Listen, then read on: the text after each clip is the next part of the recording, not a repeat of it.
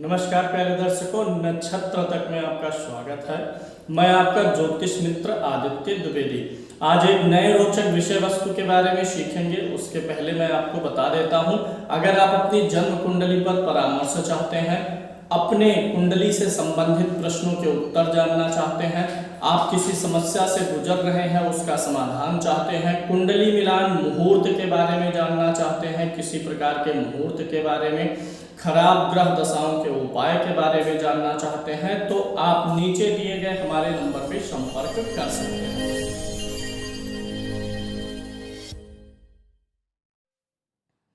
आज हम बात करेंगे कुंडली में प्रेम विवाह के योग, लव मैरिज कब हो सकती है, इसके बारे में बात करेंगे। लव मैरिज को लेकर के काफ़ी क्वेश्चंस आते हैं एस्ट्रोलॉजर्स के पास में, जो ज्योतिष सीख रहे हैं या जो अपनी कुंडली में इस योग को देखना चाहते हैं। बहुत ही आसान तरीके से बिना गुणा गणित के मैं बताऊंगा, जैसा कि हमारी टैगलाइन रहती है, बिना गुणा गणित आप हमारे कार्यक्रम से चीज़ों को जान सकते हैं। तो आज हम जानेंगे लव मैरिज के बारे में। इसके लिए क्या करना है, लग्न कुंडली सम्मुख रखिए अपनी या किसी की भी, जहां जानना चाहते हैं। एक चीज़ और मैं बता दूं, लव मैरिज के लिए योग देखा जाता है, लेकिन अरेंज मैरिज के लिए योग नहीं देखना है। अरेंज मैरिज हर कुंडली में होती है, हर कुंडली में अरेंज मैरिज का योग रहेगा। उस अरेंज के बाद हम लव को देखते हैं, इसलिए यह सवाल पूछना उचित नहीं है कि क्या अरेंज मैरिज के योग हैं। लव के लिए ही सवाल पूछना उचित है। लव मैरिज के लिए क्या क्या योग हो सकते हैं, चलिए शुरू करेंगे। इसके लिए लव मैरिज के लिए जो सबसे मुख्य है हमारा 3rd house, 5th house, 7th house और 11th हाउस, ये 4 घर महत्वपूर्ण हैं। तो आपको ये जानना पड़ेगा सबसे पहले कि आपके तीसरे घर का, 5वें घर का, 7वें और 11वें घर का स्वामी कौन सा ग्रह है। बहुत ही आसान तरीके से मैं आपको हर कार्यक्रम में बताता हूँ, आज भी मैं आपको बताता हूँ। देखिए, सबसे पहले आपको जानना होगा तीसरे घर का स्वामी कौन सा है। तो यहाँ पे हमें तीसरे की ज़रूरत पड़ेगी और 5वें की ज़रूरत पड़ेगी, 7वें घर के स्वामी की ज़रूरत पड़ेगी और ज़रूरत पड़ेगा 11वें घर के स्वामी की। तो ये मैंने नोट कर लिया, समझाने में थोड़ा आसान रहेगा। आपको देखना है कि तीसरे घर में कौन सी गिनती लिखी हुई है। यहाँ पर गिनतियाँ दी हुई हैं, इन्हीं में से कोई ना कोई गिनती 1 से 12 के बीच में कोई गिनती लिखी होगी। जो गिनती लिखी हुई है उसका स्वामी कौन सा ग्रह है, यहाँ से देख लीजिए। अब मैं चलता हूँ, ये कुंडली बना लेता हूँ। मिथुन लगन मान लिया, तो मिथुन लगन के अनुसार मैं कुंडली के राशियों को रख देता हूँ, ताकि उदाहरण से आपको बड़ी आसानी से समझ में आ जाए। मिथुन लगन अगर मान लिया तो आप यहाँ पर देखेंगे कि तीसरे भाव में 5 नंबर की गिनती लिखी है। ऐसे आप जो कुंडली देख रहे हैं उसमें देखिए तीसरे भाव में कौन सी गिनती है। यहाँ तीसरे भाव में 5 नंबर है, 5 का स्वामी कौन सा ग्रह है, नोट कर लीजिए, सूर्य। ऐसे 5वें घर में जो गिनती है, यहाँ इस कुंडली में 7 नंबर है, तो 7 का स्वामी कौन हो गया, शुक्र हो गया। 7वें घर में 9 नंबर की गिनती लिखी है, 9 का स्वामी, 9 और 12 का स्वामी गुरु होता है, तो गुरु नोट कर लिया। 11वें घर में 1 नंबर लिखा है, 1 का स्वामी कौन सा ग्रह होता है, मंगल। तो इस प्रकार से आप जान सकते हैं तीसरे, 5वें, 7वें और 11वें घर का स्वामी कौन सा ग्रह है। आप इसको पहले देख लीजिए। देखिए, ये जो तीसरा हाउस होता है और जो 11वां घर होता है, तीसरा और 11वां, ये होता है इच्छा का भाव। किसका होता है, इच्छा का, जो आपकी इच्छाएं हैं। और लव मैरिज में, अरेंज मैरिज में तो नॉर्मल चीज़ें रहती है, लव मैरिज में इच्छा जागृत हो जाती है कि हाँ इसी से विवाह हो, चॉइस आने लगता है। तो चॉइस वाले भाव, चॉइस जो हमारे मन में उत्पन्न करते हैं, वो 3rd और एकादश है, तीसरा और 11वां घर है।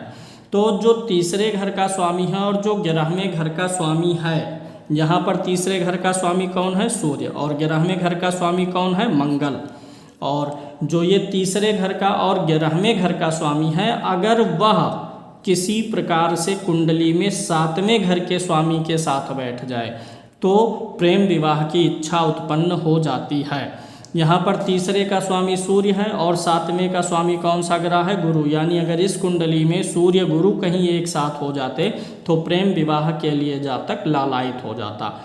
ऐसे एकादश का स्वामी मंगल है, तो एकादश का स्वामी मंगल और सप्तम का स्वामी गुरु, मंगल गुरु कहीं कुंडली में एक साथ बैठ जाते तो भी लव मैरिज के लिए योग बन जाता। यानी पहला सूत्र क्या हुआ कि अगर सप्तम भाव का जो स्वामी है उसका संबंध तृतीय भाव के स्वामी और एकादश भाव के स्वामी के साथ बने, दोनों साथ बैठ जाएं तब संबंध बनेगा। दोनों या तो एक साथ हों या दोनों आमने सामने हों तो भी योग बनता है। आमने सामने हो या एक दूसरे के नक्षत्र में हो, एक दूसरे की राशि में हो, तो यह योग बन जाता है। लव मैरिज की इच्छा उत्पन्न हो जाती है और देश काल परिस्थितियों के अनुसार विवाह भी हो जाता है।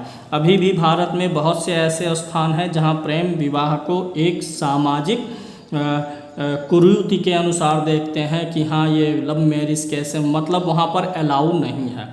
अभी तो कुछ जगहों पर ऐसा है कि अगर जाति धर्म का है तो लोग अलाउ कर देते हैं विवाह के लिए लड़का और लड़की को, लेकिन अगर जाति के बाहर है तो लोग अलाउ नहीं करते। अभी ऐसी भी स्थितियां हैं। तो अगर यह स्थिति बनती है तो लव मैरिज की इच्छा रहती है, विवाह हो पाएगा कि नहीं। यह विवाह हो पाना किस बात पे निर्भर करता है कि आपके कुंडली की आर्थिक और सामाजिक स्थिति कैसी है। कारण बहुत अच्छा है, आप ध्यान से सुनिए, क्योंकि जब भी आप प्रेम विवाह अपनी मर्जी से विवाह करना चाहते हैं तो वहाँ पे आपकी आर्थिक स्थिति और सामाजिक स्थिति बहुत बड़ा योगदान निभाती है। यह हकीकत है, आप भी जानते हैं। आर्थिक रूप से आप सक्षम नहीं हैं तो भी परेशानियां आ जाती हैं और सामाजिक रूप से भी आप सक्षम नहीं हैं तो भी परेशानियां आ जाती हैं। यानी आपको अगर प्रेम विवाह का योग कुंडली में है और किसी जटिल देश काल परिस्थिति में आप रहते हैं तो भी अगर कुंडली में आर्थिक स्थिति और सामाजिक स्थिति इन दोनों को मिला दें तो अर्थात राजयोग, अगर कुंडली में राजयोग बन रहे हैं तो प्रेम विवाह हो जाता है। लेकिन अगर आर्थिक सामाजिक स्थिति ठीक नहीं है, यानी कि अगर कुंडली में राजयोग नहीं है तो यह योग सिर्फ इच्छा बन के रह सकती है, विवाह के रूप में परिणित हो इसकी संभावना कम रह जाती है। अगर सप्तम भाव का स्वामी जो भी ग्रह आया आप निकाल लीजिए, सप्तम भाव का स्वामी आ करके तृतीय भाव में बैठ जाए या एकादश भाव में बैठ जाए तो भी प्रेम विवाह की संभावनाएं होती हैं, प्रेम विवाह की इच्छा बन जाती है जीवन में। ऐसा नहीं है, मैं ये नहीं कह रहा हूँ कि जो ये योग अभी मैंने पहले बताया बनने पर विवाह नहीं होगा, विवाह हो भी सकता है। अगर देश काल परिस्थिति आपकी अनुमति नहीं देती है तब नहीं होगा। तब वहाँ पर अगर राजयोग है कुंडली में, राजयोग आर्थिक और सामाजिक रूप से व्यक्ति को ऊपर उठाते हैं तब हो जाएगा, अन्यथा सिर्फ आप अपनी फजीहत करवाएंगे। आज भी ऑनर किलिंग के मामले आते हैं, नित्य प्रति देखने सुनने को मिलते रहते हैं। बहुत जगह प्रेमी प्रेमिका एक साथ में सुसाइड भी कर रहे हैं। तो चीज़ों और परिस्थितियों को उनके सुसाइड करने का कारण क्या रहा कि एक तो उनका कैरियर स्टेबल नहीं, यानी आर्थिक स्थिति नहीं ठीक है, सामाजिक रूप से भी उनको अनुमति नहीं मिली। तो ये जरूरी हो जाता है कि अगर कुंडली में हल्का प्रेम विवाह का योग बन रहा है और राजयोग नहीं है तो आप पीछे हट जाएं। अगर सप्तमे तृतीय भाव में है, एकादश भाव में है तो एक योग यह भी हो जाता है, प्रेम विवाह के लिए अनुकूल योग बनता है, प्रेम विवाह का योग बनेगा। अब इससे भी प्रबल योग मैं बताता हूँ आपको, दो योग मैं आपको और बताऊँगा जो बहुत प्रबल होते हैं। अगर आपकी कुंडली में जो पंचम हाउस है, जो पांचवा घर है और सातवां घर है, इन दोनों में संबंध स्थापित हो जाए। यहाँ पे पंचम का स्वामी कौन है आप देखिए, यहाँ पे पांचवें घर में 7 नंबर की गिनती है, 7 का स्वामी शुक्र है, पांचवें घर का स्वामी शुक्र है और 7वें घर का स्वामी देखिए गुरु है। तो अगर पंचम और सप्तम के स्वामी दोनों एक साथ कहीं भी कुंडली में बैठें तो प्रेम विवाह का योग हो जाएगा। पांचवें और 7वें घर के स्वामी कुंडली में कहीं बैठे तो योग होगा। एक चीज़ और जानिएगा, जो भी योग हम आपको बता रहे हैं अगर वह छठे भाव में पड़े और 8वें भाव में पड़ेगा तो परेशानियां बहुत अधिक आएंगी, प्रेम रहेगा, प्रेम संबंध रहेगा, प्रेम विवाह की संभावनाएं बहुत कम हो जाएंगी। लेकिन 6 और 8 के अलावा अन्य भाव में बनने पर योग प्रबल होता है। और भी प्रबल तब होता है जब ये सारे योग जो मैं बता रहा हूँ, अगर वह तीसरे भाव में, 5वें भाव में, 7वें भाव में और 11वें भाव में ही पड़ जाए, तब प्रेम विवाह तो होगा ही होगा। तो दूसरा सूत्र ये था कि 5वें भाव का स्वामी और 7वें भाव का स्वामी दोनों एक साथ कहीं भी बैठेंगे तो योग बनेगा। लेकिन अगर 5वें और 7वें का स्वामी तीसरे भाव में, 5वें भाव में, 7वें भाव या 11वें भाव, इन्हीं चारों में से किसी एक में बैठेगा तो जातक एन केन प्रकारेण प्रेम विवाह कर ही लेगा। ये दोनों एक साथ हों, या ऐसा भी हो जाए जो पंचम का स्वामी है वो सप्तम में आके बैठ जाए और जो 7वें का स्वामी है वो पंचम में आके बैठ जाए, तो भी प्रेम विवाह योग है। दोनों एक साथ हों या दोनों एक दूसरे से घर बदल लिए हों तो भी प्रेम विवाह योग है। दूसरा, दोनों एक दूसरे के सामने बैठे हों, जैसे यहाँ पंचम का स्वामी शुक्र मान लीजिए यहाँ बैठा हुआ है और सप्तम का स्वामी गुरु ठीक इसी के सामने बैठ गया, 7 घर बाद बैठता है ग्रह तो सामने पड़ जाता है, तो भी योग बन जाएगा। ऐसे में भी प्रेम विवाह की अच्छी संभावनाएं हो जाती हैं। अब प्रेम विवाह का अगला योग देखिए। कुंडली में अगर आपकी कुंडली में मंगल लगन में बैठ जाए, चतुर्थ में बैठ जाए, सप्तम में बैठ जाए, इन घरों में मंगल बैठा हो और मंगल के साथ में इस 7वें घर का स्वामी बैठा हो तो भी प्रेम विवाह का योग हो जाता है। मंगल यहाँ बैठेगा तो यहाँ पर दृष्टि डालेगा, यहाँ भी मंगल रहेगा तो भी सप्तम पे दृष्टि डालेगा। यानी लगन का मंगल, चतुर्थ का मंगल, सप्तम का और द्वादश भाव का मंगल 7वें भाव के स्वामी के साथ बैठेगा तो भी प्रेम विवाह की संभावनाएं बन जाती हैं। अगर आपकी कुंडली में प्रेम विवाह का योग बन रहा है और उस योग में राहु केतु या शनि में से कोई शामिल हो जाए, राहु केतु और शनि, तो विवाह अंतरजातीय होने की भी संभावनाएं बढ़ जाती हैं। अंतरजातीय विवाह होने का योग हो जाता है अगर करना चाहते हैं। और जो प्रेम विवाह के योग बन रहे हैं, अगर उसमें गुरु आ जाए, शामिल हो जाए, गुरु साथ में बैठ जाए या दृष्टि पड़ जाए तो स्वजातीय विवाह की संभावनाएं बढ़ जाती हैं। आगे देखेंगे, अगर आपकी कुंडली में मंगल और शुक्र, यह बहुत प्रबल योग होता है, अगर मंगल और शुक्र एक साथ बैठे हों तो ऐसा जातक प्रेम प्रसंगों में फंसता रहता है। प्रेम प्रसंग ऐसे जातक के जीवन में आते रहेंगे। प्रेम विवाह का भी योग बनेगा और एक से अधिक स्त्रियों के साथ भी प्रेम प्रसंग रह सकता है। मंगल शुक्र की युति होने पर किसी भी पुरुष की कुंडली में अगर मंगल शुक्र एक साथ बैठा है, लगन में बैठा है तो प्रबल योग है प्रेम विवाह का, चतुर्थ में बैठा है तो बहुत प्रबल योग है, पंचम में बैठा है तो प्रबल योग है, सप्तम में मंगल शुक्र एक साथ है तो बहुत प्रबल योग है, एकादश में बैठा है तो बहुत प्रबल योग प्रेम विवाह का बन जाता है। वैसे कुंडली के किसी भी भाव में मंगल शुक्र रहेंगे तो योग बनेगा ही बनेगा, लेकिन अन्य भावों में बलाबल देखना रहेगा। इन भावों में जनरली जो है इतना बलवान हो जाते हैं दोनों की प्रेम विवाह करा देते हैं। मंगल शुक्र की युति प्रेम विवाह का कारक मानी जाती है, प्रेम विवाह करा देगा चाहे वो किसी भी भाव में हो।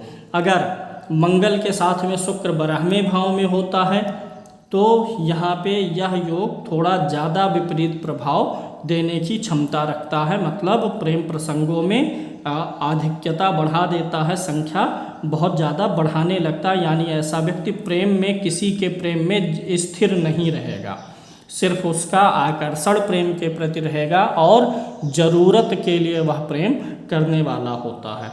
लेकिन अगर अच्छे भाव में बनेगा तब प्रेम विवाह की संभावनाएं अधिक हो जाती हैं।